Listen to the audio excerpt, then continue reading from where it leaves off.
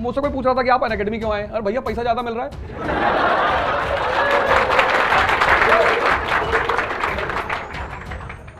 जिंदगी में सीधी बात, नो बकवास। इस दुनिया में हर आदमी पैसे के लिए काम करता है, जो नहीं करता वो हिमालय में है। जीवन में गलत कॉन्सेप्ट कभी रखने ही नहीं। तुम अपने जीवन को अपने हिसाब से जियो कि मैं इसलिए कर रहा हूँ, मैं ऐसे कर रहा हूँ, मैं दुनिया बदल दूंगा। तुम कुछ नहीं कर पाओगे। तुम एक ही काम कर सकते हो, खुद को बदल सकते हो, और जो काम तुम कर सकते हो बस वही करो। आपके लिए ऐसी किताब लाऊं जो आपको बहुत पसंद है ये, और मैं आज कहूंगा आपसे कि आप सारे लोग इस किताब को ले जरूर।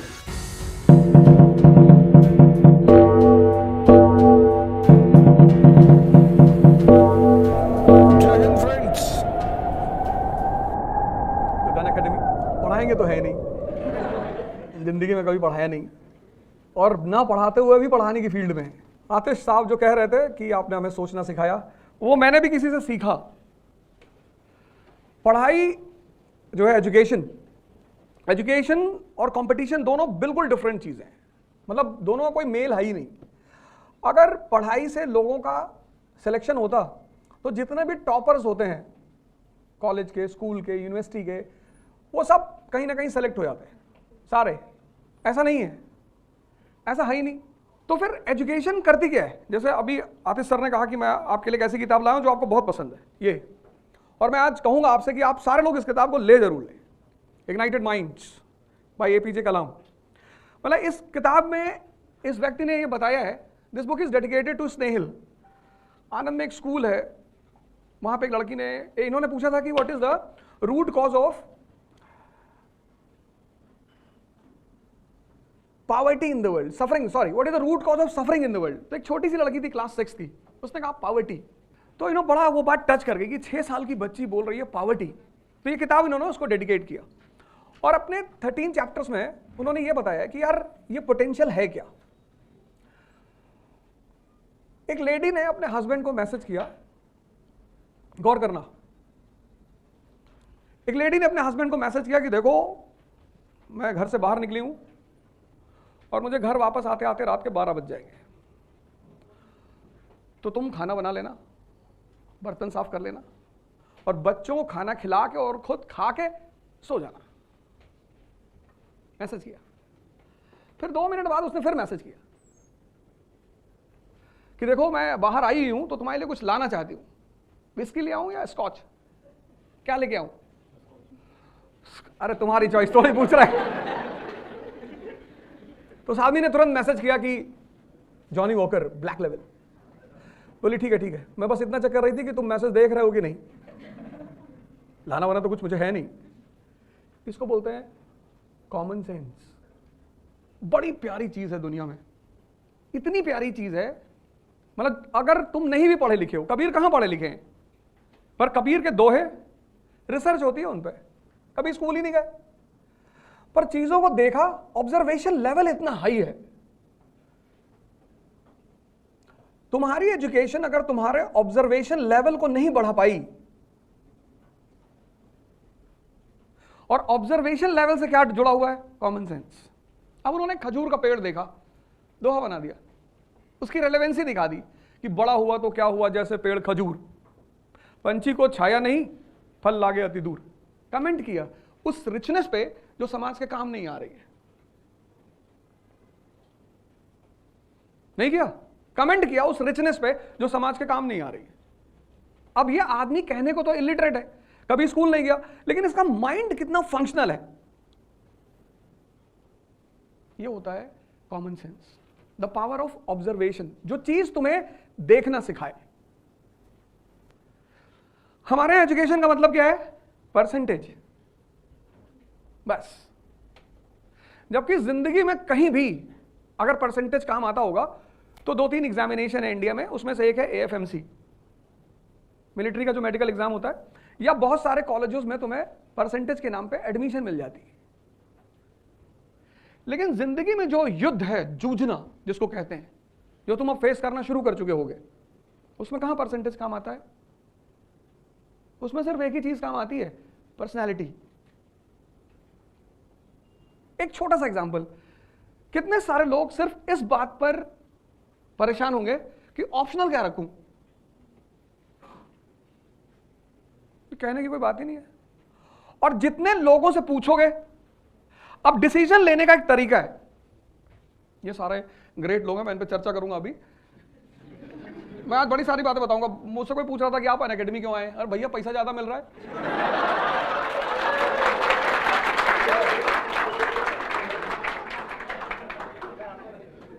जिंदगी में सीधी बात, नो बकवास। इस दुनिया में हर आदमी पैसे के लिए काम करता है, जो नहीं करता वो हिमालय में है। सिंपल। जिसको भी पैसा नहीं चाहिए वो दिल्ली में होगा ही नहीं। दिल्ली आ सकता है, मुंबई आ सकता है, रहेगा नहीं। मेट्रोज है ये, यहां सांस लेने का पैसा देना पड़ता है। मतलब इतना पोल्यूशन है कि तुम्हें अपने घर में अगर एयर प्यूरीफायर नहीं है ना तो तुम सरवाइव नहीं कर पाओगे। तो जिन जगहों पे सांस लेने का, अच्छी सांस लेने का पैसा देना पड़ता है, उन जगहों पे तुम ये कहोगे कि मैं पैसा कमाने नहीं आया हूं। एकदम आया हूं। तुम अपने जीवन को अपने हिसाब से जियो, अपनी यूटिलिटी बढ़ाओ। हम जितना ट्रॉल होते हैं उतना शायद ही कोई आदमी ट्रॉल होता हो। और इतना मजा आता है मुझे ट्रॉल होने पे कि बताओ तुम्हारे पास इतना खाली टाइम है कि तुम हम पे चर्चा करते हो, और जितनी बार मुझे ट्रॉल करते हैं उतनी बार मेरा ग्राफ और ऊपर चला जाता है। भाई बेइज्जती उस आदमी की करो जिसको इज्जत की परवाह हो। जीवन में गलत कॉन्सेप्ट कभी रखने ही नहीं है। तो ऐसा नहीं कि एक ऑब्जेक्टिव टर्म है, सब्जेक्टिव, ऐसा नहीं है। तुम किसी भी फील्ड में हो सकते हो। कुछ चीजें तो तुम डिस्कस कह ही नहीं सकते अपने मुंह से कि मैं इसलिए कर रहा हूं, मैं ऐसे कर रहा हूं, मैं दुनिया बदल दूंगा। तुम कुछ ना कर पाओगे। बस सिर्फ तुम एक ही काम कर सकते हो, खुद को बदल सकते हो। और जो काम तुम कर सकते हो बस वही करो, with clear concept of life. Life को उलझाओ बिल्कुल मत। अगर तुमने जिंदगी को उलझाया, जैसे मैं अभी कबीर की बात कर रहा था, कितना नहीं पढ़ा हुआ आदमी, नहीं गया स्कूल वो आदमी, लेकिन उसका लेवल ऑफ ऑब्जर्वेशन कितना हाई है। फिर मैंने कहा कि तुम डिसीजन लेते होगे ऑप्शनल का। अब डिसीजन की एक बहुत, डिसीजन जो चीज है दुनिया में, उसका एक बड़ा इंपॉर्टेंट पहलू ये है कि जब भी तुम डिसीजन लेने की कोशिश करते हो,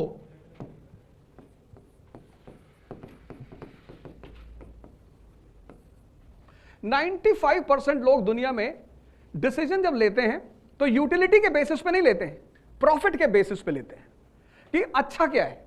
अब मान लो तुमने ज्योग्राफी और सोशियोलॉजी दो सब्जेक्ट का अच्छा सोच रहे हो, अच्छा पहला पर्सपेक्टिव तुमने लिया कि दोनों में अच्छा सब्जेक्ट कौन सा है, तुम कभी डिसीजन नहीं ले पाओगे, क्योंकि दोनों अपनी अपनी पर्सपेक्टिव पे दोनों में कुछ ना कुछ खासियत है। तो फिर डिसीजन लिया किस पे जाता है? यूटिलिटी पे, यूटिलिटी पे, रेलेवेंसी पे, चॉइस पे। जित 95% लोग इस पे लेना चाहते हैं, इस पे, और हर चीज में कुछ ना कुछ गुड पार्ट है, कुछ ना कुछ ग्रे पार्ट है, बैड तो होता ही नहीं किसी में। तो जब तुम गुड लेने की कोशिश, गुड इस बेसिस पे जब तुम डिसीजन लोगे तो तुम्हें लगा यार ज्योग्राफी एक बड़ा पोर्शन जीएस में आता है, ज्योग्राफी का बड़ा प्यारा कनेक्शन है इकोनॉमी से, ज्योग्राफी जिसकी क्लियर है उसको आईआर में तो इतने नंबर मिलेंगे। आईआर है क्या? What is international relation? It completely depends upon geography. भाई हमें सबसे ज्यादा दोस्ती तो गल्फ कंट्रियों से रखनी है ना। अगर हम आज की डेट में गल्फ कंट्रियों से दुश्मनी कर लें तो इस देश में तो अंधेरा फैल जाएगा। लेकिन फिर अगर तुम दूसरी तरफ आ जाओ, मॉडर्न वर्ल्ड पूरा सोशियोलॉजी पे खड़ा है, एक एस्से का पोर्शन तुम्हें यहां से मिल सकता है, सोशल इश्यूज का पोर्शन ज्योग्राफी जीएस में है, फंस गए ना। इसलिए जब भी डिसीजन लो, इसी को कबीर ने बड़े प्यार से समझाया, बहुत प्यार से। कबीर ने कहा कि चलती चाकी देख के दिया कबीरा रोए, और दो पाटन के बीच में साबुत बचा न कोई। सबके साथ यही हाल है। इस लेवल पे तुम जब भी डिसीजन लेने की कोशिश करोगे तुम डिसीजन ले ही नहीं पाओगे, पॉसिबिलिटी ही नहीं है। तुम देखो तुम्हारी चॉइस क्या है, तुम्हें सोशियोलॉजी अच्छा लगता है, बहुत अच्छी बात। अब तुम एक काम करो, दोनों सब्जेक्ट में तुम्हें इक्वल मेहनत करनी है। ऐसा नहीं कोई सब्जेक्ट तुम ले लोगे तो तुम्हें मेहनत नहीं करनी पड़ेगी, सब में चॉइस अगर है, जहां इंटरेस्ट पैदा हो जाता है वहां पे क्या होता है, इंटरेस्ट एक एडिशनल फैक्टर है किसी सब्जेक्ट को चुनने में। जैसे अगर मुझे 5 किताबें रख दी जाए मेरे सामने और एक पब्लिक एडमिनिस्ट्रेशन की, एक इकोनॉमी की, एक हिस्ट्री की, एक सोशियोलॉजी की, तो सबसे ज्यादा देर तक मैं जो पढ़ूंगा वो हिस्ट्री की किताब पढ़ूंगा। तो अगर मुझे पहले पिकअप करना होगा तो मैं कौन सी किताब पिकअप करूंगा? हिस्ट्री की। तो जहां तुम्हारा इंटरेस्ट है बस वो एक एडिशनल फैक्टर तुमको ये दे देगा कि उस सब्जेक्ट को तुम ज्यादा पढ़ोगे। पहला पॉइंट हो गया, जो तुमसे रिलेटेड है, इसके अच्छेपन से रिलेटेड नहीं है, वो तुमसे रिलेटेड है। दूसरा पॉइंट क्या हुआ, अब अच्छा तो है, तुम्हें अच्छा लगता है, लेकिन उस सब्जेक्ट का जो लूप होल है कि इसको पढ़ना कैसे है, इसमें पढ़ना क्या है, इसमें क्वेश्चंस कहां से आते हैं, तो तुम इसमें एक अच्छा सा टीचर देख लो। तो पहला पॉइंट हो गया इंटरेस्ट और दूसरा पॉइंट हो गया टीचर उस पर्टिकुलर सब्जेक्ट का। ये क्या करेगा टीचर, ये तुम्हारे 50% जो मेहनत है, for example Gandhi ji 1920 to 1947, ये डायग्राम बना लेना। 1920 टू 48 में उनकी डेथ हो गई, तो 48 क्या कंट्रीब्यूशन है गांधी जी की इंडियन फ्रीडम स्ट्रगल में? क्यों इतना बड़ा नाम दिया जाता है उन्हें?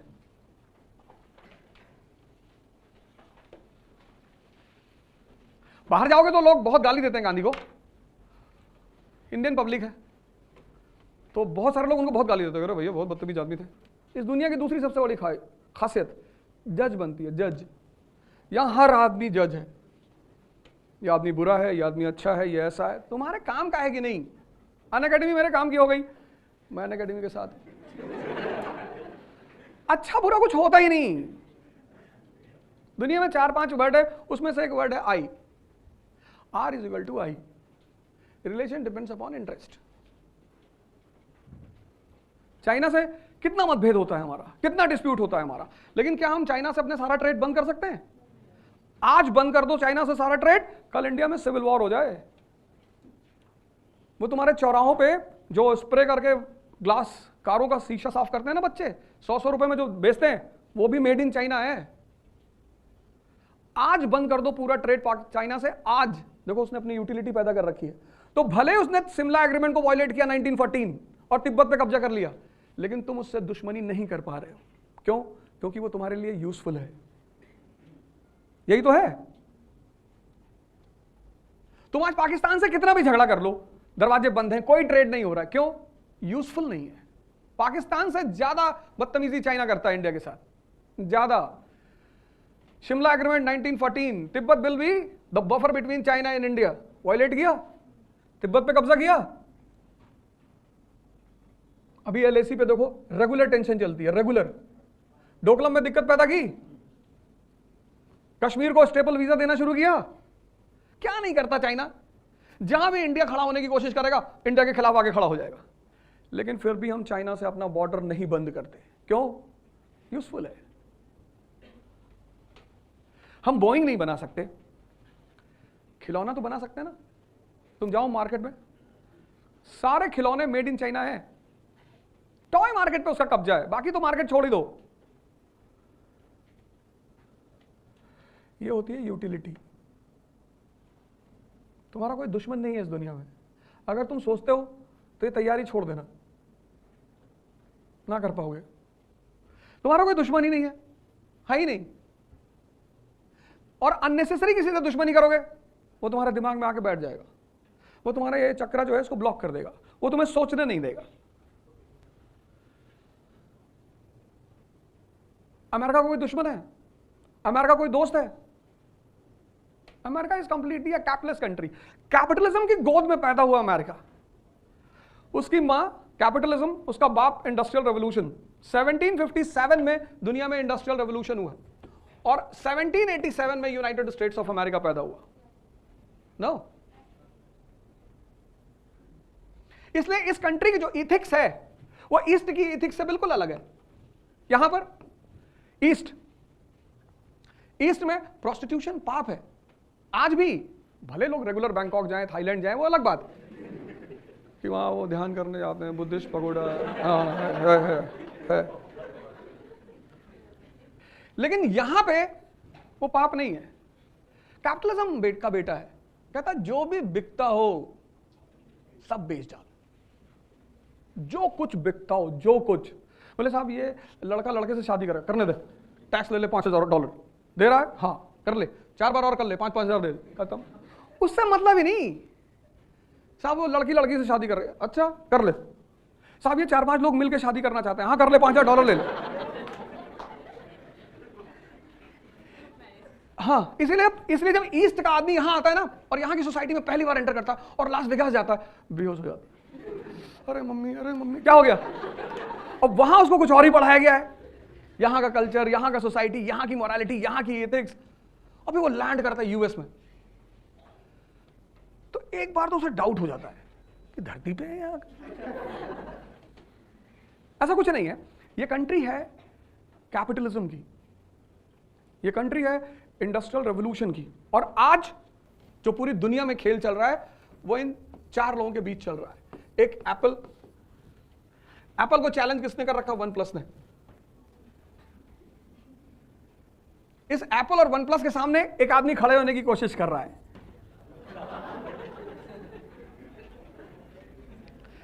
एप्पल, OnePlus, लावा, एक चौथी कंट्री है, उसने इस फील्ड में कुछ किया ही नहीं, वो लावा बॉम्ब बनाती है। कहीं तुम लोग तो बना ही रहे हो, हम उसी में बॉम्ब लगा के ब्लास्ट करा देंगे। पाकिस्तान,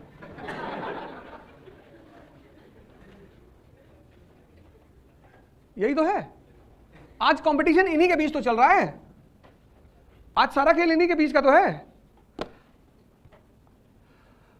तो अब इस तैयारी का जो मतलब है प्रिपरेशन, बिना पढ़े तो तुम दे ही नहीं सकते, लेकिन सिर्फ पढ़ने से कुछ होगा ही नहीं। इसलिए जितने लोग प्रिपरेशन करने आते हैं आईएएस की और सिर्फ पढ़ने पे बहुत ध्यान देते हैं, मतलब 15 आवर्स पर डे पढ़ते हैं, बहुत सारे लोग पढ़ते हैं, कुछ लोग तो धीरे जबान में 16 भी बोल देते हैं। अब अगर टॉपर हैं तब तो तुम कुछ बोलोगे नहीं। अब जो आईएएस का टॉपर कह दिया कि I used to study 19 hours, तो तुम भले ही सर झुका के कुछ उल्टा सीधा बोल लो, लेकिन उस वक्त मान लोगे कि पढ़ता होगा। जी सर, टॉपर्स तो कुछ भी बोलते कि हम अपने कमरे में पंखे पे लटक जाते थे, फिर बुक पढ़ते थे और उससे कंसंट्रेशन बढ़ता था, तो वो तो कुछ भी बोलते, वो तो दूसरी लाइन का उस तरह चलेगा। 15 घंटे जो लोग पढ़ते हैं ये बड़ी मुसीबत में रहते हैं, बहुत। 15 घंटे ऑन चेयर। अब ये मेहनत बहुत कर रहा है, बहुत मेहनत कर रहा है। मतलब जो आदमी 15 घंटे चेयर पे बैठा है वो तो बहुत मेहनत कर रहा है, क्योंकि 24 घंटे में 10 घंटे पर्सनल लाइफ को तो चाहिए ही चाहिए। उस 10 में से तुमने एक काट लिया, तभी तो 15 हुआ भाई। 24 में से 10 तुम्हें पर्सनल, उसमें से 7 तो सोने के लिए चाहिए, वो तो तुम काट ही नहीं सकते, नहीं तो आगरा किसी हॉस्पिटल में बैठे मिलोगे। 24 घंटे हैं, 24 में तुम 15 घंटे चेयर पे बैठते हो, तो तुम सोचो तुम कितनी मेहनत कर रहे हो, और उस मेहनत के बाद अगर तुमको रिजल्ट नहीं मिल रहा है तो डिप्रेशन होना स्वाभाविक है। डिप्रेशन उनको नहीं होता जो मेहनत नहीं करते, वो मस्त रहते कि नहीं भैया, वो पंडित जी कुंडली देखे थे तो बोले थे तुम्हारा राहु ठीक नहीं है, ये सब इस तरह की बातें करने वाले लोग। लेकिन जो मेहनत करते हैं, क्योंकि समाज क्या मानता है? रिजल्ट। वो तुम्हारे मेहनत को नहीं देखता, तुम 15 पढ़ते थे, 16 पढ़ते थे, तुम क्या कर, वो सिर्फ रिजल्ट देखता है। इसलिए सबसे ज्यादा डिप्रेशन उन लोगों को होता है जो बहुत मेहनत करते हैं। लेकिन इसमें एक लड़का ऐसा, ये ए, बी क्या करता है, ये 7 घंटे चेयर पे बैठता है, 7, और 6 घंटे ये डाइजेशन को देता है एवरी डे। सोचना, मनन करना, विचार करना, एजुकेशन का सबसे इंपॉर्टेंट पार्ट। तो ये इस 15 वाले से कितने घंटे कम पड़ रहा है? 7 और 6, 13, 2 घंटे कम पड़ रहा है। लेकिन इसका सिलेक्शन होगा, ये बी का सिलेक्शन होगा, और ये देखने में क्या लगेगा कि ये कम पड़ता है। बहुत सारे लोग होते हैं जो कहते हैं भैया अरे हम जानते हैं जो 7th रैंक आई है जिसकी, मेरा ही रूम पार्टनर था, 5 ही 6 घंटे बैठ के पढ़ता था। तो तुमने उसका बैठने वाली टाइमिंग देखी? वो जो सोचने वाली टाइमिंग है,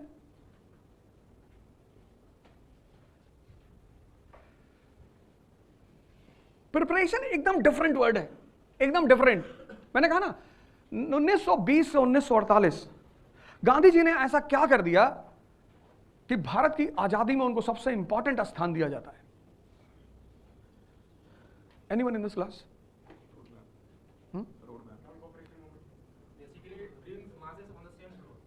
कैसे? इंटरेक्शन करो, बोलो जरूर, शांति से मत बैठो कि प्रवचन सुनने आए। यस यस,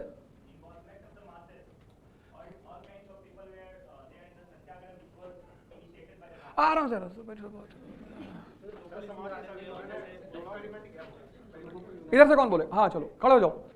ये तो तुम नॉन कोऑपरेशन की बात कर रहे हो, ये तो तुम नॉन कोऑपरेशन की बात कर रहे हो, कहीं पढ़े हो कायदे से। इनकैश किया, देखो एक मिनट,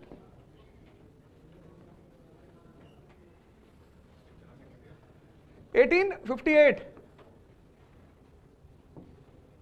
पहली इंपॉर्टेंट पॉलिटिकल पार्टी कौन सी है इंडिया में? 66 पहली पार्टी है ईस्ट इंडिया एसोसिएशन। ये पहली इंपॉर्टेंट पॉलिटिकल पार्टी है। ईस्ट इंडिया एसोसिएशन किसने बनाई? दादा भाई नौरोजी ने। कहां बनाई? लंदन में। लेकिन अगर तुम 1866 का इंडिया देखो, गौर से सुनना कि पढ़ना, प्रिपरेशन किसको कहते हैं? What is preparation? अरे यार 1866 का India 90% illiterate, 90% suffering from poverty, and there is nothing called India.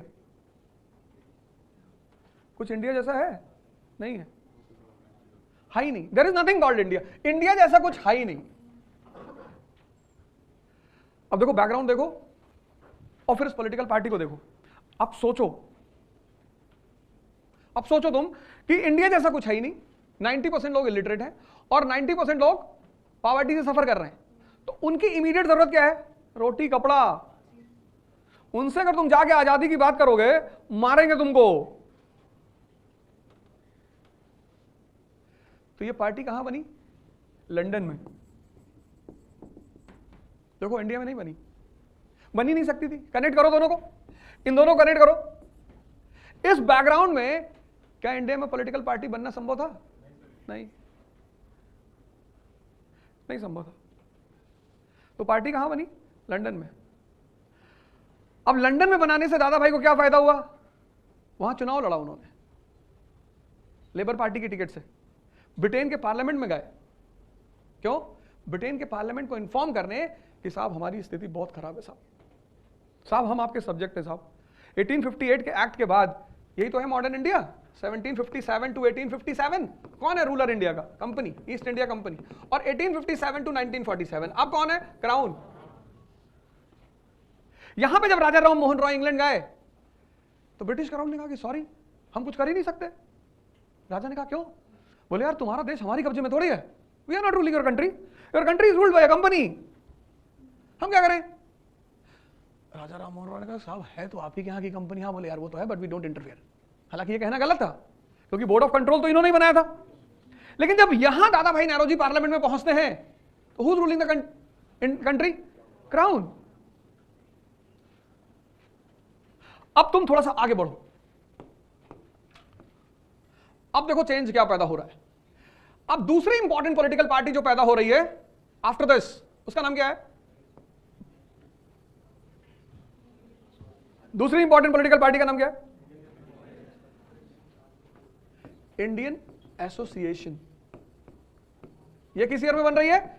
1876 में। इसको कौन बना रहा है? सुरेंद्र नाथ बैनर्जी और आनंद मोहन बोस। बैकग्राउंड अब भी वही है, बैकग्राउंड अब भी यही है। There is nothing called India, 90% illiteracy, 90% poverty. अब यहां पे क्वेश्चन खड़ा हो गया कि फिर ये पार्टी कैसे बन गई? अगर बैकग्राउंड सेम है, सेम बैकग्राउंड में कोई फर्क ही नहीं है, बैकग्राउंड वही है, तो मास्टर जब बैकग्राउंड वही है तब ये पार्टी कैसे बन गई? Necessity is the mother of invention, है ना? यही तो सेइंग है। Who is the mother of invention? Necessity. तो यहां कोई तो नेसेसिटी पैदा हुई होगी। कौन सी पैदा हुई? आजादी। आज तक लोगों को नहीं पता इस देश में आजादी क्या है, आज नहीं पता। आज 2023 डेमोक्रेसी बोलो लोगों को कि डेमोक्रेसी इज इन ट्रबल, सब एक दूसरे का मुंह देखेंगे कि कुछ बता रहा है भैया, कुछ कह रहा है, और तुम कह दो दलित इज इन ट्रबल, सब खड़े। मुसलमान इज इन ट्रबल, अरे ब्राह्मण इज इन ट्रबल, अरे यही तो हो रहा है। तुम बाहर जाके बोलो डेमोक्रेसी इज इन ट्रबल, सब एक दूसरे का मुंह देखेंगे, ये लगता है कोई बाहर से आया है। अतीक अहमद को मरे कितना दिन हो गया, लेकिन देखो सारे चैनलों ने उसको जिंदा रखा है। साइस्ता पकड़ी गई, कहां, सब बैठे देख रहे 4000 लोग। यूट्यूब पे जाओ तुम, वो आदमी कब का मर गया, शूट आउट हो गया, मर गया। गुड्डू मुस्लिम दिखा सन्यासी के भेष में, अरे तुम यूट्यूब खोल के देखो, ये देखो इंडियन चैनल्स, अब उनकी भी गलती नहीं है। 1 अरब 50 करोड़ लोग, जिसमें 90 करोड़ बस खाली बैठे, मजा नहीं आ रहा यार, किसी लड़की नहीं भाग रही है। मैं बाहर गया था तो लोगों ने कहा कि your leaders are not good, अरे मैंने कहा my leaders are very good, who says my leaders are not good, हमारे देश के नेता ही तो अच्छे हैं। अरे बोले कैसी बातें करो, मैं कैसी, who is the real boss of this country, people, we the people of India solemnly resolve, हमने भेजा है। इस देश का पब्लिक बदतमीज है, इस देश की पॉलिटिशियन बहुत अच्छे हैं, जिसको तुमने भेजा वही तो बेचारे वहां बैठे हैं, वो क्या करें। तुम भेज के कहते हो भैया हम लोग को बेवकूफ बनाते हैं, बेवकूफ हो तुमको कौन बेवकूफ बनाएगा, बेवकूफ उसको बनाया जाता है जो थोड़ा सा मैच्योर हो, जो सिगरेट मुंह में उल्टी डाल के सड़क पे चला जा रहा है धुआं छोड़ते हुए, उसको पता ही नहीं पीनी है कि धुआं फेंकना है, क्या करना है। अब देखो यहां पे जब तुमने ये बात पढ़ी, ये डेवलपमेंट तुमने पढ़ा, किताब खोली तुमने, ये चीज उठाया, तो तुम्हें यहां क्वेश्चन मार्क लगाना चाहिए। ये बहुत इंपॉर्टेंट साइन है जीवन में, चाबी की तरह है, दिमाग को खोलता है ये। अभी तक तुम क्या करते थे, बुक्स में अंडरलाइन करते थे, बंद कर दो। अब जिस लाइन को पढ़ो अगर तुम्हें वो ना समझ में आए, वहां क्वेश्चन मार्क लगा दो। जब तुम बुक को अंडरलाइन करते हो, दोबारा पढ़ते हो, तो तुम्हें फील होता है कि तुम एक बार पढ़ चुके हो। लेकिन जब तुम क्वेश्चन मार्क लगाओगे और दोबारा पढ़ोगे, तो जो लाइनें तुम्हारी क्लियर नहीं होंगी वो तुम्हें हॉन्ट करेंगी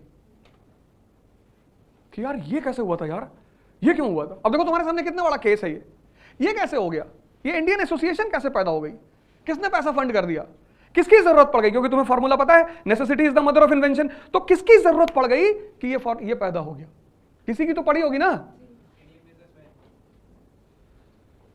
किसी की जरूरत तो पड़ी होगी। There can be no organisation without finance, बिना पैसे के तो कोई ऑर्गेनाइजेशन हो ही नहीं सकता। Example, there will be no organisation without finance. Example, कोई एग्जाम्पल दो इस स्टेटमेंट को प्रूव करने के लिए।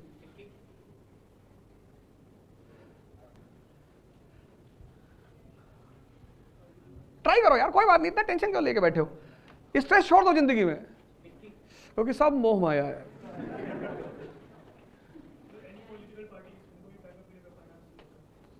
जिंदगी में स्ट्रेस छोड़ दो, प्रेशर छोड़ दो। हम अभी आ रहे थे तो हमसे लोगों ने कहा कि यार जो है, मैं अभी देहरादून से आ रहा हूं सुबह सुबह, वहां बहुत ठंडक पड़ रही है मसूरी में, दिसंबर जैसी।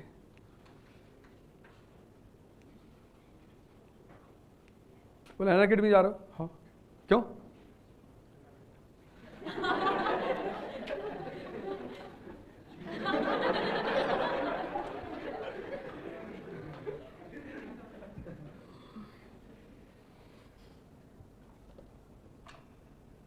इस देश में सबसे ज्यादा अच्छे लोग रहते हैं और इस देश में सबसे ज्यादा लोग परेशान होते हैं उन्हीं अच्छे लोगों से। सबसे ज्यादा इसी देश में लोग कहते हैं भैया हमें झूठे लोग पसंद नहीं है, हम भैया कभी झूठ नहीं बोलते। तब जिंदा क्यों हो, बोलो। सच बोलना कोई आर्ट ही नहीं है। सूरज चमकता है, इट्स अ ट्रुथ, उसमें कौन सा आर्ट है। सूरज अवधोजा की मंत्र शक्ति से चमकता है, इसको अगर तुम सिद्ध कर ले जाओ और लोग आके तुम्हारा पैर पकड़े कि भैया आप मंत्र मत बंद करो,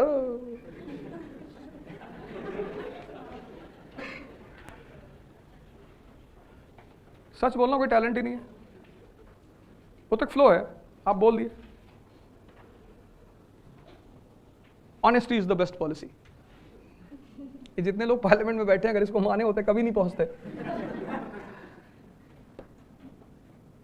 ये कभी नहीं पहुंचते, कभी नहीं, कभी पहुंचते ही नहीं। अभी तुम आईएएस का इंटरव्यू देने जाओगे अगले साल, तुमसे पूछेगा कि why you want to enter into this service, फिर तुम बोलोगे sir I love challenges sir, it's a job with multiple challenges and you have a direct interaction with the people. फिर वो तुम्हें देख के मुस्कुराएगा,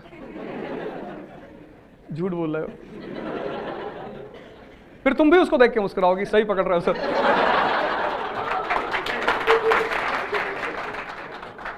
और फिर तुम्हें इतना नंबर मिलेगा इंटरव्यू में। Interaction without words is the best interaction in the world, जहां आपको सामने वाले से कुछ बोलना ही ना पड़े और इंटरैक्शन हो जाए। जहां तुम ज्यादा बोलो, कुछ लड़के आते नहीं कहते भैया मैं तो 40 minutes I have explained everything. कौन बोला था? कौन बोला एक्सप्लेन करने के लिए? उनको एक मैच्योर माइंड चाहिए, मैच्योर,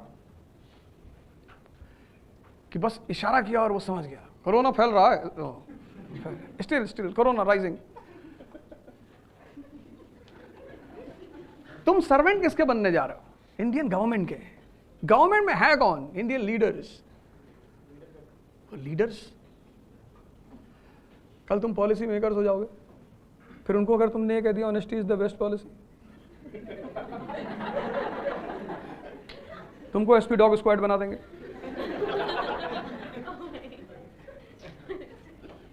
मैं थोड़ी कह रहा हूं, ऐसा रविश कुमार जी कहते हैं, मैं ये सब नहीं कहता हूं। मैं तो, कौन बताएगा ये पार्टी क्यों पैदा हुई, कहां से पैसा आया और कहां से सपोर्ट मिला? बस ये चीज डेवलप करनी है, सिर्फ पढ़ना नहीं है। अब तुम्हें इस ईयर पे जाना है। This is the relevancy of years in history. लोग कहते हैं ना हिस्ट्री में ईयर का क्या रोल है। अब देखो हिस्ट्री में ईयर का क्या रोल है, क्यों हिस्ट्री में ईयर इंपॉर्टेंट रोल प्ले करता है, क्या है ईयर्स? 1876,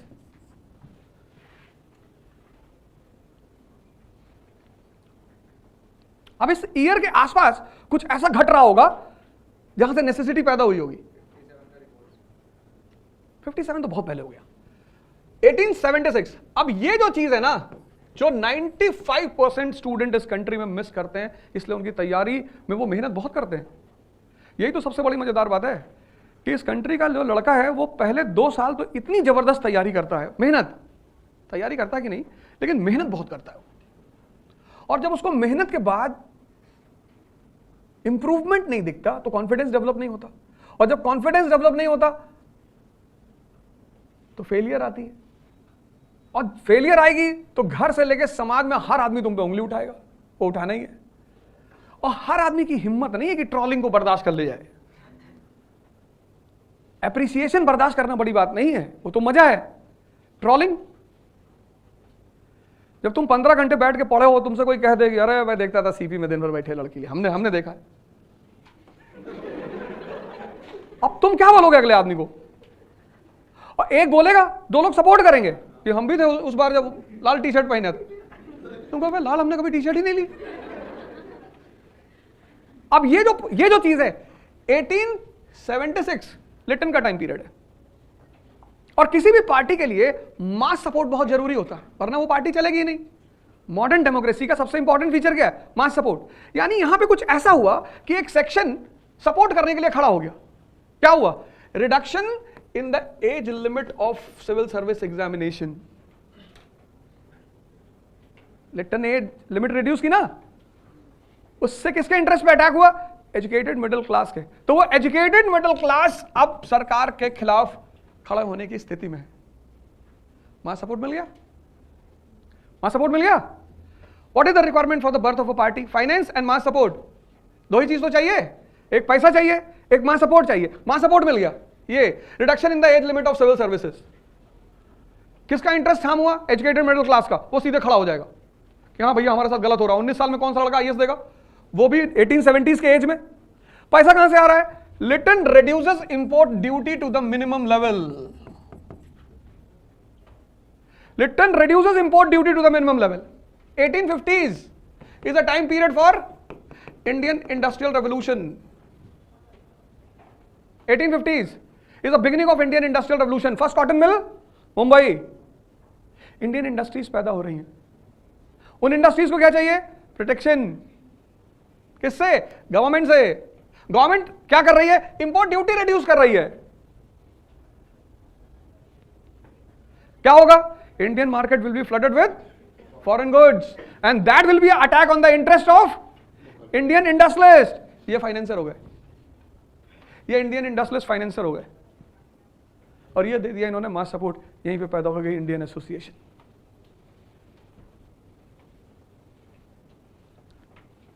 बात समझ में आई? ये मिसिंग है तुम्हारी पढ़ाई में। तुम कितना भी पढ़ो, कितना भी, अगर तुम्हारा पढ़ना और के साथ सोचना गायब है, मतलब तुम उस सोच को इवॉल्व नहीं कर रहे हो, प्रिपरेशन इज नॉट स्टडिंग। एक सिंपल लाइन ये है कि preparation is not studying. Then what is preparation? क्योंकि अगर तुम पढ़ नहीं रहे हो तो प्रिपरेशन तो तुमसे होगी ही नहीं, वो तो मैंडेटरी है पढ़ना। तो प्रिपरेशन क्या है? Preparation is the development of evolution of thought process. Not clear? नहीं बात क्लियर हुई? ये जो थॉट प्रोसेस है ना, ये तुम्हें डेवलप कर रहा है। अब देखो थोड़ा सा आगे बढ़े, 1885 में पहुंचे, अब यहां बन गई कांग्रेस। अब इस जो एवोल्यूशन है, ये जो एवोल्यूशन है, अब तुमसे जब वो क्लास 12 की एनसीईआरटी से क्वेश्चन पूछेगा तो तुमसे पूछेगा कि the policies of Lytton were responsible for the birth of Indian association, explain. Direct question है, एनसीईआरटी में आंसर लिखा हुआ, तुम लिख दोगे। यूपीएससी तुमसे सिविल सर्विस कैसे क्वेश्चन पूछेगी कि the birth of INC was the outcome of regular events after 1858। Do you agree with this statement? अब ये डायरेक्ट क्वेश्चन नहीं है। दोनों क्वेश्चन में कितना फर्क है? अब तुम देखो, एक क्वेश्चन तुमसे उसने पूछा कि the policies of Lytton were responsible for the birth of Indian association, explain. Direct question है ना, सीधा क्वेश्चन है, कुछ सोचना ही नहीं। इसको बोलते हैं स्कूल लेवल ऑफ एजुकेशन। इसीलिए तो स्कूल में हमारी टीचर क्या कहती थी कि रट लो, पढ़ना ही नहीं। और ह्यूमैनिटीज के साथ जितनी बदतमीजी इस कंट्री में हुई है, आज जितना ये परेशानी इस देश को झेलनी पड़ रही है, वो इसीलिए झेलनी पड़ रही। इस देश ने हिस्ट्री कभी पढ़ाई ही नहीं। वो हमारी टीचर क्लास 10th में कहती थी कि हिस्ट्री से नौकरी थोड़ी मिलती है। ये बात सही थी, हिस्ट्री पढ़ के लोग राजा बनते हैं, नौकरी तो नहीं मिलती। ये बात तो सही है, क्योंकि हिस्ट्री सारा खुराफात सिखाती है, बेईमानी। प्लासी का युद्ध कैसे जीता? बेईमानी से। तो जिसको प्लासी का युद्ध समझ में आ गया, उसको एक कॉन्सेप्ट क्लियर हो गया कि भाई लड़ाई में ताकत की जरूरत नहीं है। किसकी जरूरत है? बेईमानी की। वो राजा बनेगा। ये बात वो फिजिक्स केमिस्ट्री वाला जानता ही नहीं। वो बेचारा लाइन में खड़ा है कोरोना के टाइम पे, वो टीका लगवाने के लिए 500 की लाइन में खड़ा है। और वो जो ह्यूमैनिटीज पढ़ के लड़का गया है, वो सीधे डॉक्टर के पास पहुंचा कि कहा भाई डॉक्टर, निकाला रख दिया। जर्मन से मंगाए थे, कानपुर में जो हत्या हुई थी इसी पिस्टल से तो हुई थी। गुड्डू इसको भी लगाओ, हमको भी लगाओ। जी जी भैया लगा रहे। वो आईआईटीएन इतना पढ़ने के बाद कह रहा है, I am not satisfied in this country, I don't know what shit is going on in this country.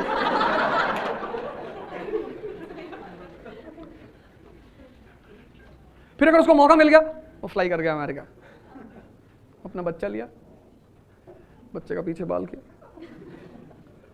अपनी वाइफ लिया। कहां जा रहे हो? स्टेट्स। स्टेट्स? स्टेट्स कहां है? United states. अच्छा, यूनाइटेड स्टेट्स जा रहे हो, वहां रहते हो? कहां काम करते हो? गूगल में। ये मेरा लड़का तुम्हारा? जी जी। इंग्लिश बोले तो I always speaking, I don't know Hindi.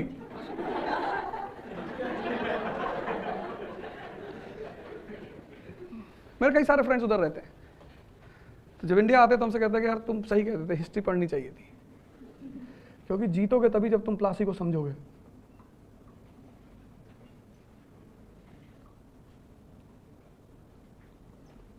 भाई पृथ्वीराज चौहान को कोई एनसीईआरटी पढ़ाने वाला नहीं था, मोहम्मद गौरी जमीन पे पड़ा हुआ था, बस अलग करके देखना था, चेक करना था, हट गया। अब चलो तुम नहीं मार सकते, तुमने कहा हम राजपूत हैं, बहुत अच्छी बात है, हम निहत्थे हाथी को नहीं मारेंगे, तो हमारे जैसे किसी से मरवा दिया होता। तुम नहीं मार सकते थे ना, हमसे कह देते कि पंडित काट दे जी। पर महाभारत में श्री कृष्ण की एनसीईआरटी क्लियर है।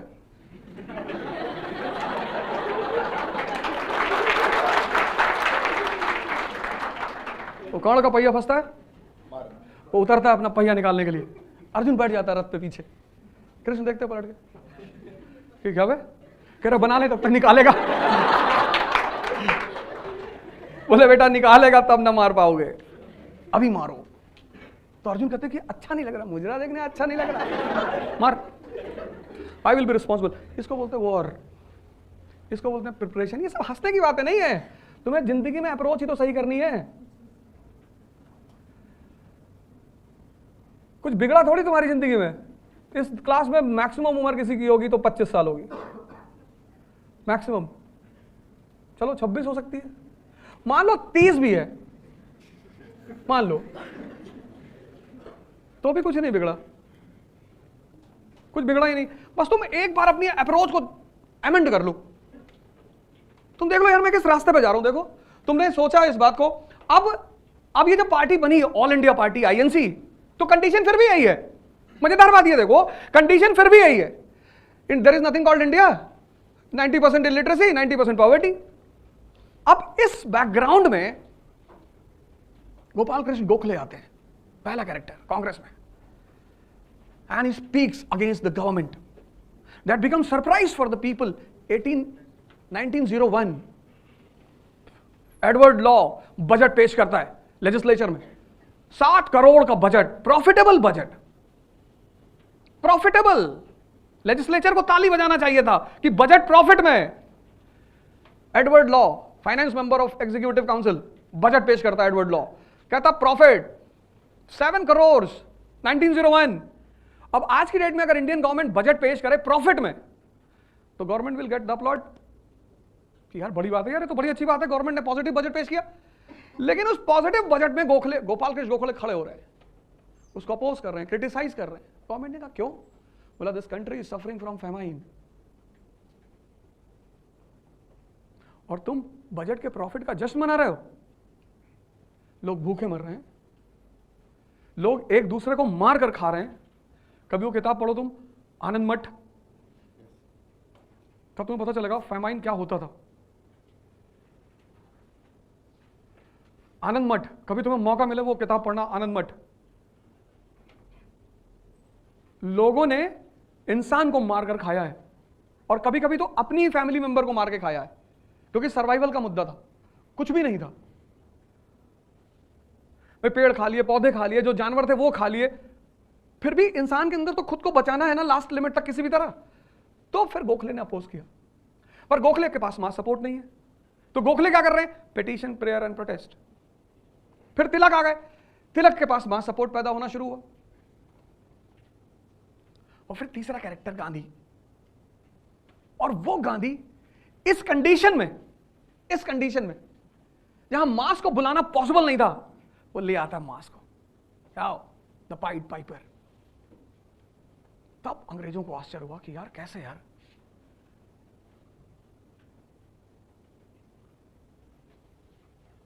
तुम भी पढ़ रहे हो, कितने सारे लोग यहां बैठे हैं, सब तैयारी कर रहे हैं। अब इसमें से जो फर्स्ट रैंक आईएएस लाएगा, तो जो फर्स्ट रैंक लाएगा आईएएस में, दूसरों की क्यूरियोसिटी होगी कि नहीं कि तुम तो यार हमारे साथ ही पढ़ते थे, कैसे ले आए? कोई बड़ी बात नहीं है। किसी भी गेम का जो स्ट्रक्चर होता है उसको समझना होता है, इसकी डिमांड क्या है, ये चाहता क्या है। मैंने एंटर करते क्या कहा कि मैं पढ़ाऊंगा नहीं, और ना मैंने आज तक पढ़ाया। हमने जिंदगी में अपने कभी भी तो सीखा ही नहीं, मैंने आइडियलिज्म है ही नहीं, और जो बातें मुझसे आइडियलिज्म करता है उससे उसी वक्त दुश्मनी हो जाती है, उसी मोमेंट पे। जैसे किसी ने मुझसे कह दिया कि मैं झूठ नहीं बोलता, तो भागो यहां से, हट जाओ। इसमें कौन सी बड़ी बात है कि तुम झूठ नहीं बोलते? बोलो, और ऐसा बोलो कि पूरी दुनिया आके गिर जाए तुम्हारे कदमों पे। क्या हाँ, तुमने आसमान की तरफ देखा, कहा अरे भगवान नाच रहे, लोगों ने कहा हाँ भैया नाच रहे, तो और 3000 लोग ताली बजा रहे तुम्हारे साथ।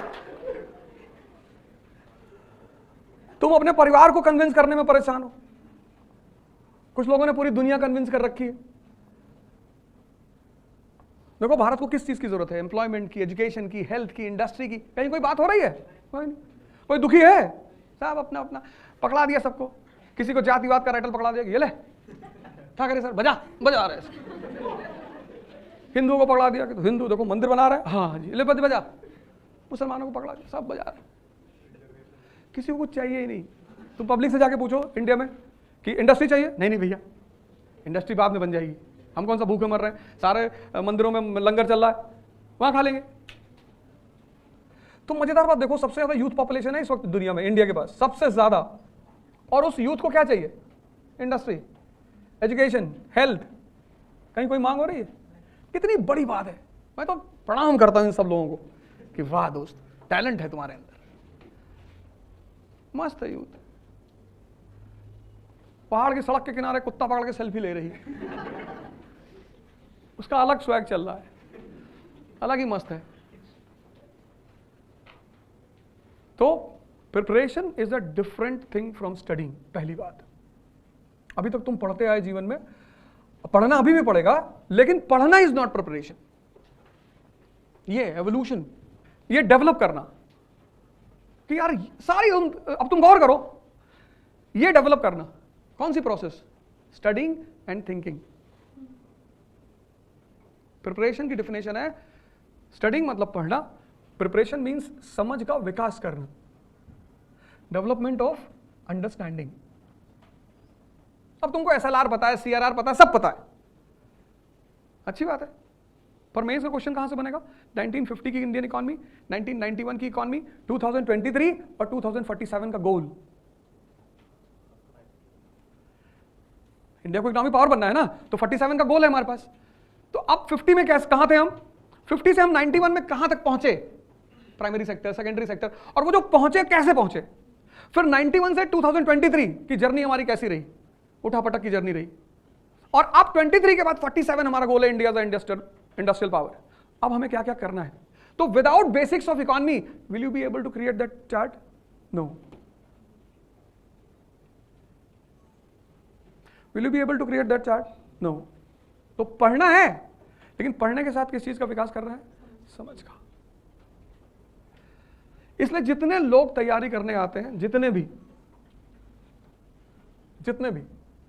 टीचर, तो दुनिया में कोई बुरा नहीं, और ना दुनिया में कोई कोचिंग बुरी है।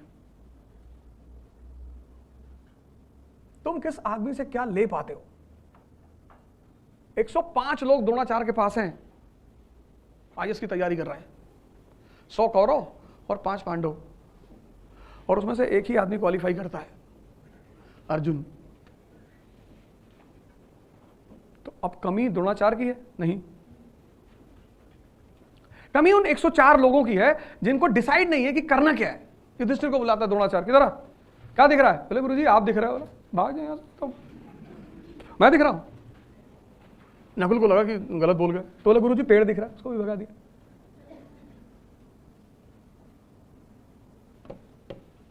जब तुम्हारा देखो, तुम लोगों में से कितने लोगों जो पिछले 6 महीने से तैयारी कर रहे हो?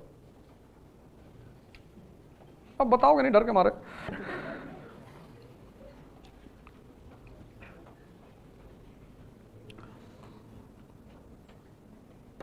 बताओ यार, कुछ कोई नहीं कर रहा है? ज्यादा तगड़ा हाथ उठाओ ऐसे। अच्छा, अभी शुरू किए? 6 महीने नहीं हुए? 3 मंथ्स?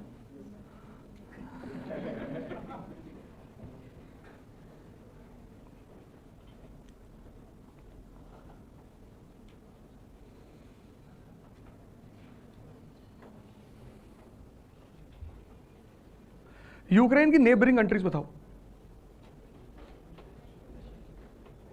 यूक्रेन की नेबरिंग कंट्रीज। अब तुम ये नहीं कह सकते कि मुझे पता ही नहीं यूक्रेन क्या है। अगर तीसरा वर्ल्ड वॉर शुरू हुआ तो उसमें सबसे बड़ा रोल यूक्रेन का होगा। सबसे फेमस रिवर बताओ यूक्रेन की? Russia river. जेलेंस्की किस पार्टी से है? उसकी पार्टी का क्या नाम है? जो लीडर है यूक्रेन का, जेलेंस्की, उसकी पार्टी का क्या नाम है? देखो तुम्हारी निगाह अपने गोल पे नहीं है। यही तो है युधिष्ठिर। ये दूसरा पॉइंट, युधिष्ठिर वो कोई महाभारत वाला नहीं, यहां वो हारेगा जिसकी नजर अपने गोल पर नहीं है। उसको कोई नहीं जीता सकता। वो दिल्ली में कोचिंग करे, लंदन में करे, मार्स पे करे, कहीं भी करे,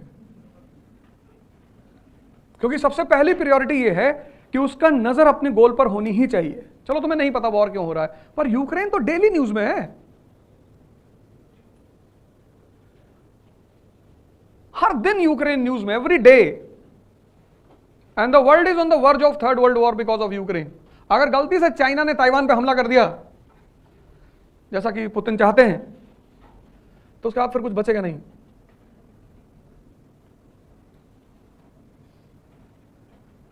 कितनी बड़ी बात है, देखो ये दूसरी बात है। आईएएस बनने के लिए सबसे बड़ी बात यह है कि तुम्हारा न्यूज़पेपर पर कमांड पैदा हो जाए, क्योंकि न्यूज़पेपर का मतलब क्या होता है? Newspaper means mirror. डेमोक्रेसी में जो जान है डेमोक्रेसी की वो है न्यूज़पेपर। इंडियन डेमोक्रेसी ट्रबल में क्यों है? क्योंकि इंडियन प्रेस वीक है। यहां का आदमी जो है वो सिर्फ न्यूज़पेपर पढ़ता है जब वो आईएएस की तैयारी करता है, जबकि जिस कंट्री में डेमोक्रेसी है उस कंट्री में न्यूज़पेपर कंपलसरी है। भाई तुम्हारे ये जो नौकर हैं जो पार्लियामेंट में बैठे हैं, ये तुम्हारे नौकर ही तो हैं, रिप्रेजेंटेटिव है, तुम्हारे टैक्स से सैलरी लेते हैं। तो ये जो तुम्हारे रिप्रेजेंटेटिव हैं, जब ये तुम्हारा कोई काम करेंगे तो तुम्हें बताएंगे ना।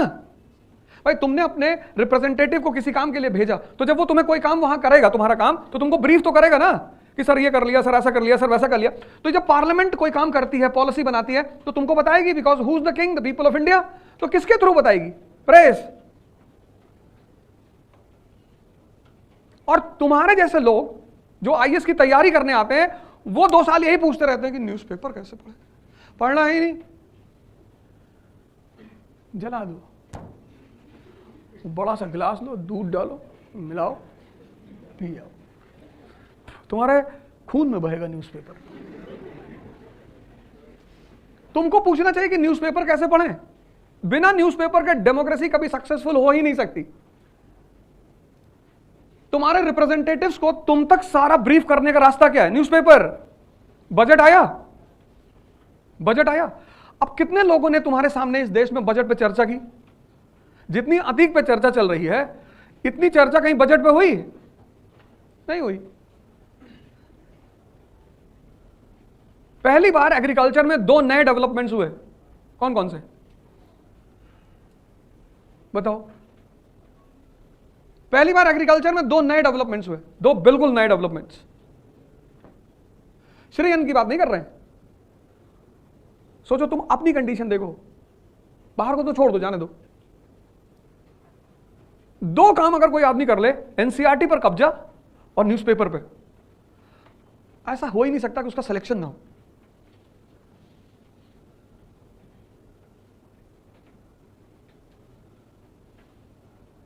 Newspaper is the mirror of democracy. IR में क्या हो रहा है, इकोनॉमी में क्या हो रहा है, सोशल इश्यूज। तो जितने लोगों की नजर नहीं है वो युधिष्ठिर है।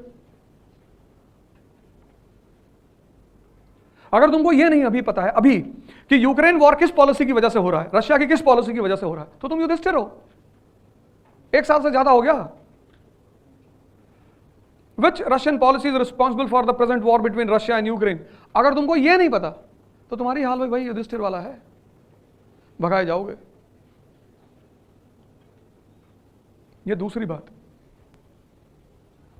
तुम दिन भर पढ़ो ना पढ़ो वो सब अलग बात है, पर गोल पर तुम्हारी नजर होनी चाहिए। सिर्फ न्यूज़पेपर डिस्कस कर लो यार।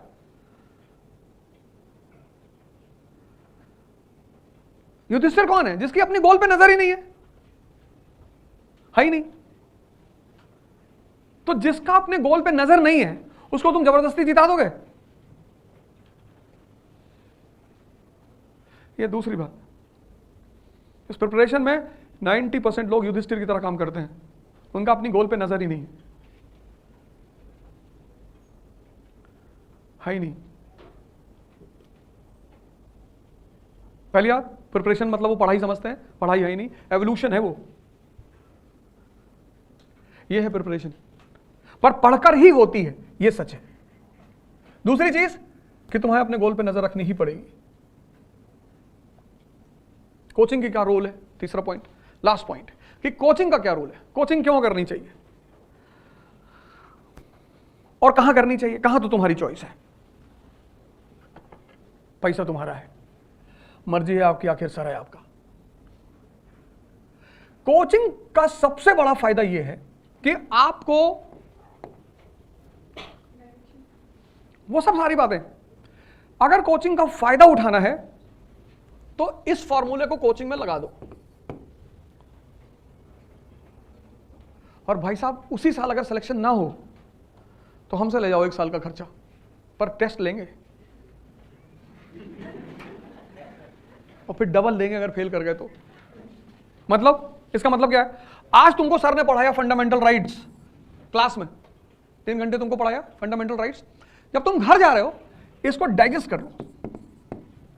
अब वो डाइजेस्ट करने का तरीका क्या है? पहला तरीका लिखना, टू राइट। तुम बिना पढ़े, तुम बिना सोचे पढ़ सकते हो, तुम बिना सोचे लिख नहीं सकते, इम्पॉसिबल। और कम से कम मिनिमम 5 बार वो पूरा क्लास के मैटर को लिखो, अपने वर्ड्स में लिखो बस। मिनिमम 5, मैक्सिमम 10 बार अगर एक टॉपिक तुम लिख डालोगे। पहले मैडम क्या करती थी? जब पनिशमेंट देती थी कहती थी 100 टाइम्स लिख के लाओ। इसीलिए कहती थी कि 100 बार लिखने का मतलब इम्प्रिंट, अब बाहर नहीं जाएगा। दूसरा भी एक तरीका है बहुत प्यारा, पर तुम में से बहुत सारे लोग करोगे नहीं, और वो तरीका है कि जब तुम्हें कोई चीज समझ में आ गई ना, किसी को समझा दो, पर तुम वो करोगे नहीं। तुम्हारे मन में एक डर है कि सामने वाला हो जाएगा IAS। दुनिया में धन बांटने से कम होता है, लेकिन ज्ञान बांटने से बढ़ता है। न्यूज़पेपर पढ़ने का यही तो तरीका है। 4 आदमी ग्रुप बना लो और पूरे न्यूज़पेपर को डिवाइड कर लो। IR, economy, current affair, social issues divide कर लो, और 4 आदमी पर डे नोट्स बनाओ अपने अपने पार्ट का और डिस्कस करो, एक दूसरे से एक्सचेंज कर लो। तुम देखो 1 घंटे में तुम्हारा न्यूज़पेपर तैयार होगा, और धीरे धीरे तुम्हारे अंदर डेवलप होगा न्यूज़पेपर पढ़ने का अप्रोच।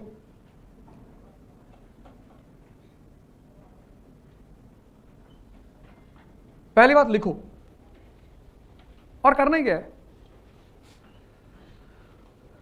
ये इतना सही समय मई से लेके मार्च तक, ये पूरा फॉर्मूला, अगर ये फॉर्मूला तुमने छोड़ा अब छूटेगा कैसे? छूटता क्यों है? एक्चुअली जिस मास में तुम रहते हो सबकी मेंटल स्थिति इतनी स्ट्रांग नहीं होती। महत्वाकांक्षा जो है ना, ambition is a game of strong minds. इसलिए तुम जितनी भीड़ देख रहे हो ना, ये सब तो जीतेंगे नहीं, वो है ही नहीं। वो तो किंग अरिस्टोक्रेसी में 2%। और इंडिया में जितना परसेंटेज पे ध्यान देते हैं, पर्सनालिटी पे देते ही नहीं। और जिंदगी में मैंने कहा काम क्या आती? पर्सनालिटी। अब तुम्हारा मन स्ट्रांग है, तुमको 10 घंटा पढ़ना है, पढ़ रहे हो, और नहीं है तो 15 मिनट में उठा देगा तुमको। अब तुम राजेंद्र नगर मार्केट में पहुंचे और तुमसे किसी ने पूछा ऑप्शनल, तुमने कहा ज्योग्राफी। ज्योग्राफी, ये बबलू का तो 4 attempt geography, very bad subject.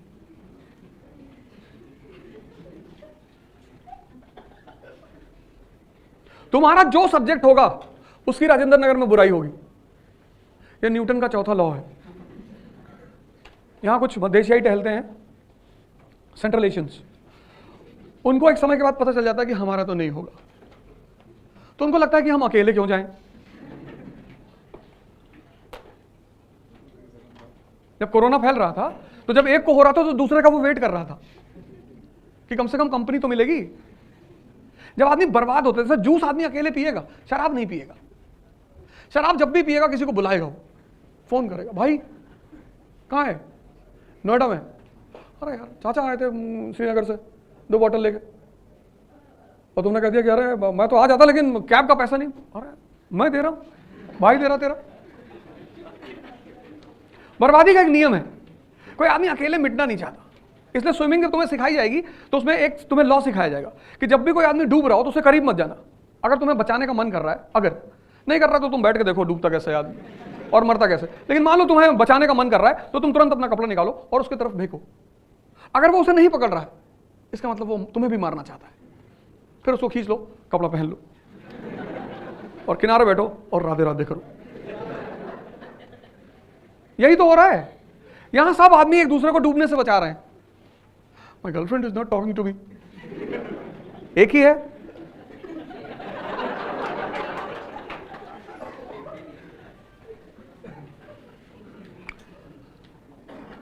Not talking तो उसमें कोई क्या कर सकता है? दूसरे से बात कर ले, यू डोंट अंडरस्टैंड इमोशन, भाग जाने को, इतना मारेंगे जूते से दूंगा, गेट आउट फ्रॉम। यहाँ कुछ इमोशन नहीं होता। जाओ नीचे रिक्शा वाले से पूछो, किसी को कभी उसके साथ सेल्फी लेते हुए देखे हो? इंसान वो भी है, किसी का रिश्तेदार नहीं है। जब भी तुम्हें जीवन में कंफ्यूजन पैदा हो जाए, रिक्शे वाले को देखना आके खड़े हो गए, इसको कोई गुड मॉर्निंग नहीं कहता, ये लाके तुम्हें छोड़ेगा कोचिंग के पास, तुम इसको थैंक यू नहीं। हम सब यही करते हैं। हम तुम्हारी बात नहीं कर रहा हूं, मैं अपनी बात कर रहा हूं। अभी करोल बाग का डीसीपी तुमको अपनी गाड़ी में लिफ्ट देते, 40 बार थैंक यू बोलोगे, thank you sir, so great of you sir, you give us lift sir, very good sir. रिश्तेदार वो भी नहीं है तुम्हारा।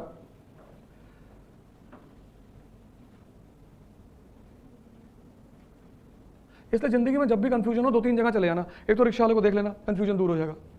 एक किसी गवर्नमेंट हॉस्पिटल के इमरजेंसी वार्ड में चले जाना, वहां अगर तुम सर्वाइव कर गए 5 मिनट, वो तो मुश्किल है थोड़ा सा, हो सकता है तुम्हें दौरा और आ जाए, 2 डेड बॉडी पड़ी है, किसी का सर कटा हुआ उधर लेटा हुआ है, वहां कोई देखने वाला ही नहीं होता। गवर्नमेंट हॉस्पिटल्स में आमतौर पर इतने कहां पे हैं एम्प्लॉइज, इतने सारे केसेस हो रहे हैं, उतने लोग हैं नहीं।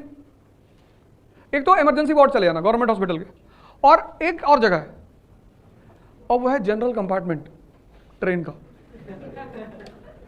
और 3-4 ट्रेन का नाम मैं बता देता हूं, उसमें एक पुरुषोत्तम है। उसमें अगर तुम जनरल कंपार्टमेंट में बैठ गए किसी तरह से, पहले बात तो इम्पॉसिबल है, पर एक चुनौती है बैठना। अगर तुम बैठ गए और दिल्ली से सिर्फ अलीगढ़ तक चले गए जिंदा, तो 100 की सीटिंग होती है और 700-800 लोग होते हैं, और 3-4 हाथ होता है, 2 पैर होते हैं, उसमें से एक सर निकल रहा होता है। एक आदमी गुटखा खाया हुआ बगल वाले की जेब में थूक दिया उसने, बाहर जा ही नहीं सकते, तो चांस ही नहीं है ना, बाहर कैसे निकलेगा। तो अगर तुम एंटर कर गए उसमें, पहले तो कर ही नहीं पाओगे, लेकिन अगर कर गए और तुम अलीगढ़ तक पहुंच गए, तो तुम्हारा उसी साल सिलेक्शन हो जाएगा। मतलब कोई तुम्हें रोक ही नहीं सकता।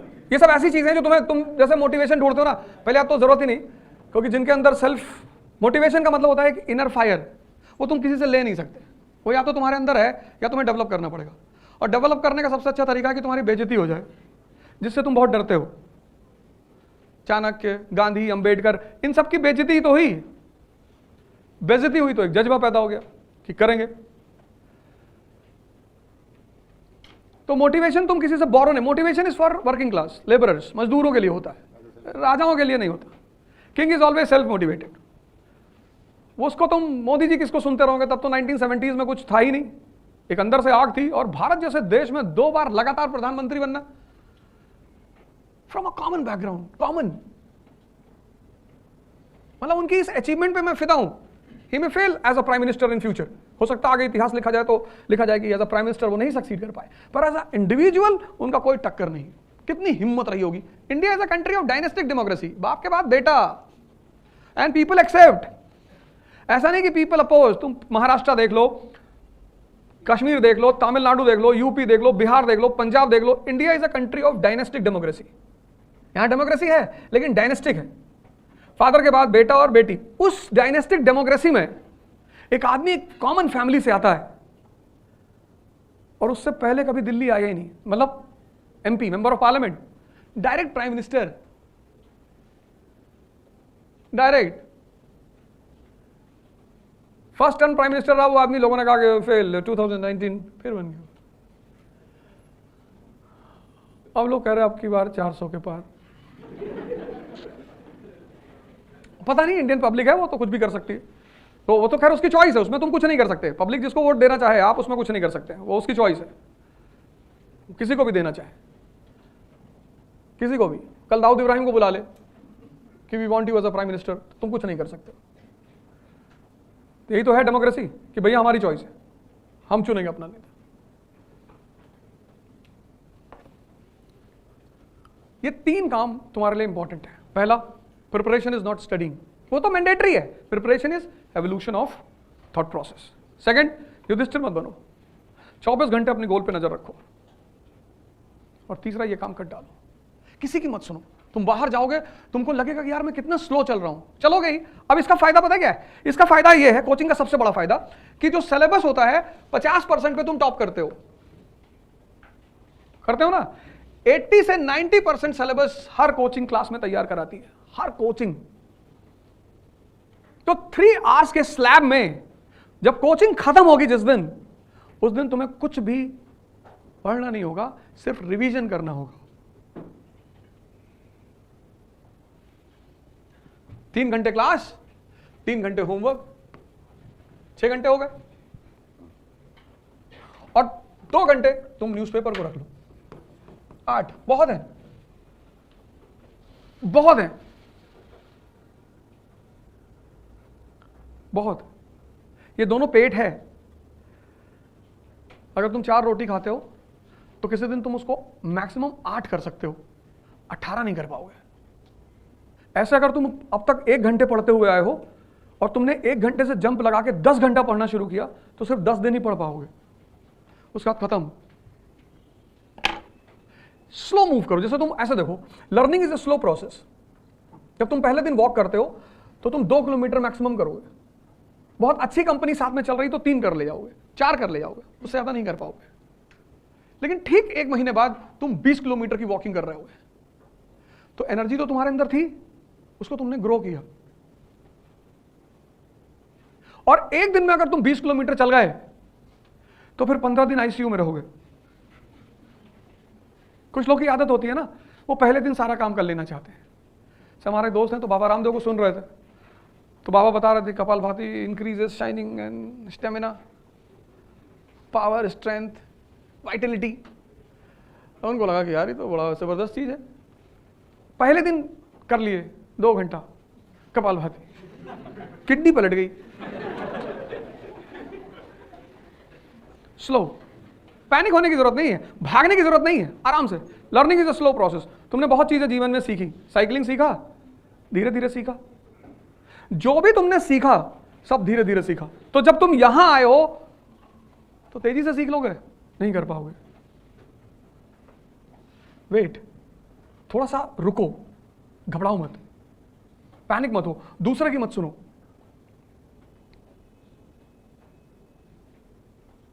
अपनी जिंदगी अपने हिसाब से रखो। तुमको क्या पहनना है, क्या खाना है, कैसे घूमना है, ये सब तुम्हारी चॉइस होनी चाहिए।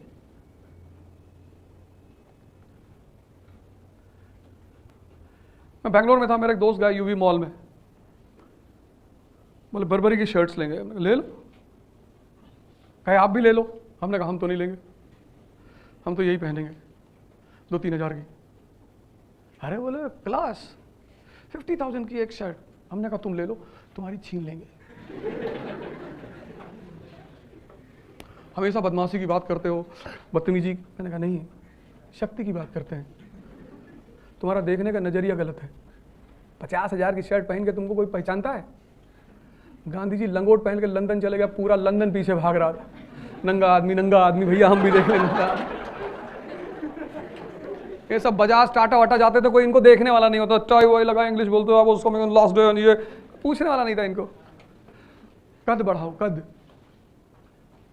तुम गलत डायरेक्शन में काम कर रहे हो।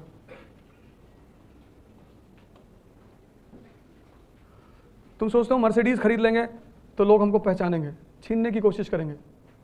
इतना कद बढ़ा लो कि तुम जिसको फोन कर दो मर्सिडीज वाले को कि 2 भिजवा देना सुबह। जी भैया, एक वाइट भिजवाना है, एक काली भिजवाना है। जी जी जी, 2 बीवियां है ना मेरी। हाँ हाँ ठीक है भैया, ठीक है भैया। तुम उल्टी सीधी चीजों में परेशान हो। तुम कद बढ़ाते चले जाओ, चीजें तुम्हारे पास अपने आप आती चली जाएंगी। इसीलिए इस देश में जो भगवान बने वो ऐसे ही बने। बस भगवान शंकर है, लॉर्ड शिवा, अब जहर पी गए। यहां 1 गिलास दूध दे दो ओरिजिनल गांव वाला, तुरंत डायरिया हो जाए। ताकत देखो उस आदमी की, सांप लटकाए हुए हैं।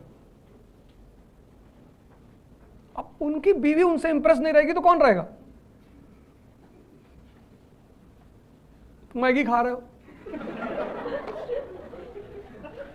कोरोना जो है उसने किसको परेशान किया? मैगी पेशेंट को। मैगी खाए, मैगी खाए, एलमेंट का साबुन लगा रहे हैं, एलमेंट का तेल लगा रहे हैं, एलमेंट का क्रीम लगा रहे हैं और खा रहे हैं गुटखा। अब इनको, अगर इनको कोरोना नहीं होगा, अरे इनको कोरोना नहीं मारेगा तो किसको मारेगा? वो हो गया, कुछ अंदर है ही नहीं, ब्लड में बह रहा है, ब्लड में गुटखा ही तो बह रहा है। दिलबाग दिलबाग दिलबाग, वो रिपोर्ट आई ब्लड की, रिपोर्ट में लिखा है दिलबाग। बोले ये कौन सा ब्लड ग्रुप है भैया?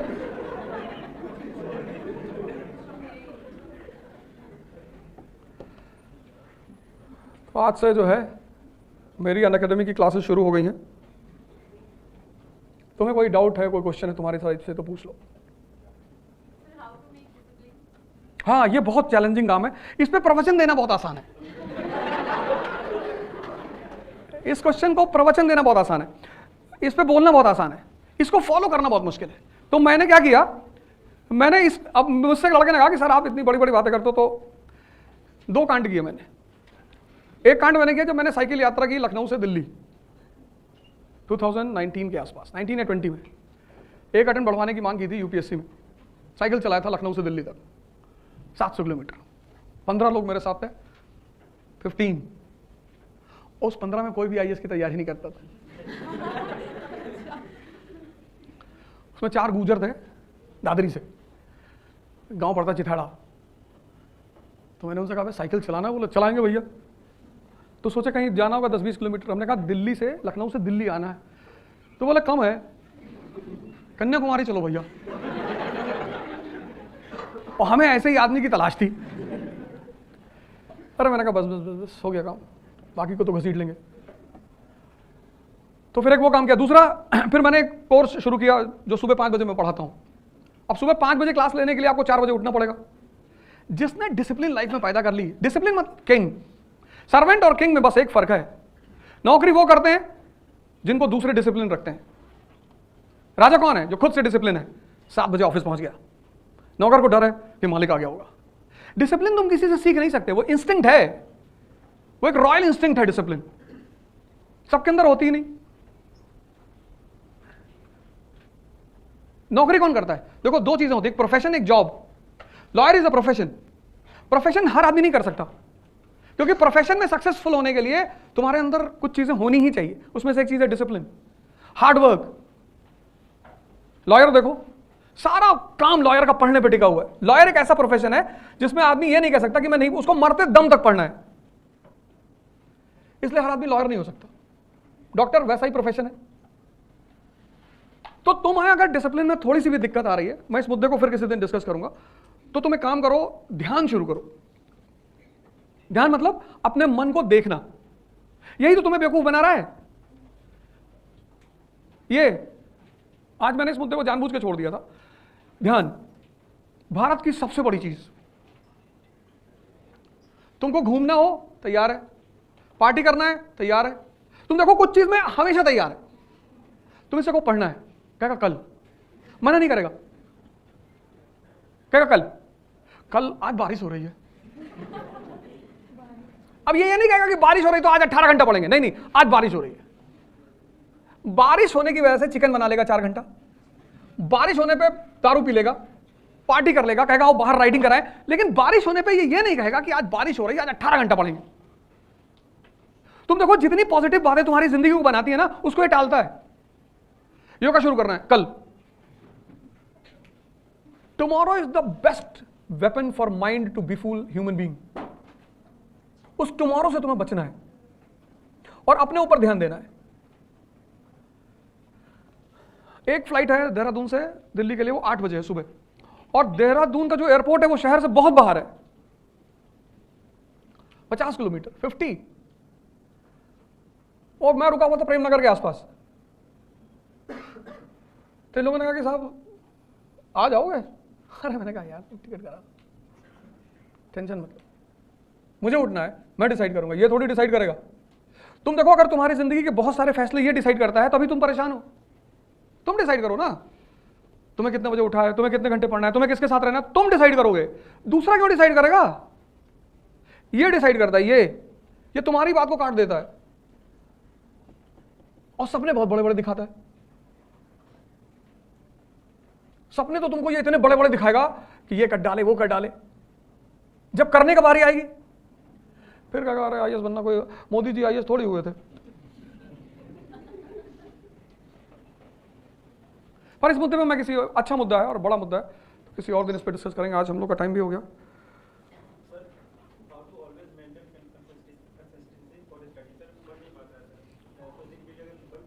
नहीं तो एक काम करो ना, देखो कंसिस्टेंसी टूटने की 2 वजह होती है। पहली वजह जरूरत से ज्यादा इलास्टिसिटी। तुम बनाओ, बहुत अच्छी बात है, सुन लो इसको। सुबह उठो, 2 घंटे का टारगेट बनाओ। तुम्हारा मन क्या कहा 2 घंटा अभी खत्म हो जाएगा, हाँ होने दे खत्म। तुम्हारा मन पता क्या कहता है, कहता बड़े बड़े टारगेट बनाओ, मजा आना चाहिए सुन के। तो तुम तुम्हारा टारगेट कितना बनाएगा कि आज 13 घंटा पढ़ेंगे। अब मजा तो बहुत आया फील करके कि 13 घंटा 45 मिनट में उठा देगा तुमको। तुम प्रोग्राम बनाओ डेली 2 घंटे का कि 2 घंटा पढ़ेंगे, आज 2 घंटा पढ़ेंगे। वो 2 घंटे खत्म करो, कोई प्रेशर नहीं तुम्हारे ऊपर, उस 2 घंटे में चीज खत्म करो, फिर एक्सटेंड कर दो कि 2 घंटा और पढ़ लेते हैं यार। ये तुम्हें बेवकूफ बना रहा ना, तुम पलट कर इसको बनाओ। तुम पढ़ो डेली 7-8 घंटे 10 घंटे, पर टारगेट बनाओ सिर्फ 2 घंटे का। तो जब तुम 2 घंटे का टारगेट बना के 7 घंटे पढ़ोगे तो एवरी डे तुम्हारा लेवल ऑफ कॉन्फिडेंस बढ़ेगा कि वे 3 घंटे का टारगेट था, आज तो 8 घंटे पढ़ लिए। अभी क्या होता है, 13 घंटे का टारगेट में तुम 4 घंटे में कोलैप्स कर जाते हो, एवरी डे डिमोरलाइज होते हो। हाँ, अभी तुम्हें क्या करना है, अपना कॉन्फिडेंस लेवल को बढ़ाना है। छोटे टारगेट बनाओ, उसको पूरा करो, सरप्लस में चले आओ, और 2 महीने बाद कॉन्फिडेंस लेवल बढ़ जाएगा, जितना मन चाहे उतना पढ़ो।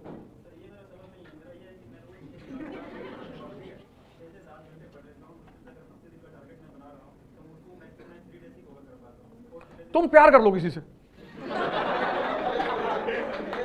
और प्यार में धोखा मिलता ही है, वो नेचुरल फिनोमिना है। और इतनी आग तुम्हारे अंदर लग जाएगी कि तुम कंसिस्टेंसी पे ही चलो। देखो देखो मैं तुम्हारा सुनो मेरे,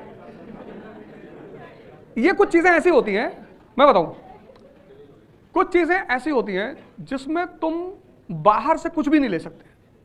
बाहर की जो दवाई होगी वो हमेशा अच्छी तो लगेगी, सुनने में काम नहीं आएगी। इसलिए तुम्हारी चैलेंज है ये, तुम इसका सॉल्यूशन निकालो। कुछ दवाइयां ऐसी हैं जो सुनने में बहुत अच्छी हैं, डिसिप्लिन उनमें से एक है। जैसे इसने पूछा ना डिसिप्लिन कैसे मेंटेन, मैंने क्या कहा पहला लाइन कि इस पे प्रवचन देने में बड़ा अच्छा लगता है। जो फॉलो करता है ना उससे ही पता चलता है कि डिसिप्लिन चीज क्या है। इसलिए पहली लाइन मैंने यही बोली कि यार बहुत अच्छा क्वेश्चन तुमने पूछा, प्रवचन वाला क्वेश्चन है। कुछ क्वेश्चंस ऐसे हैं जिनके जवाब सुनकर तुम्हें अच्छा बहुत लगेगा, पर तुम अपनी दवा इवॉल्व करोगे तो तुम्हें सूट करेगी। तुम्हारा चैलेंज है, तुम ही सॉल्यूशन निकालो कि क्या करना है। चलो ठीक है, फिर अगली क्लास में मुलाकात होती है। Thank you.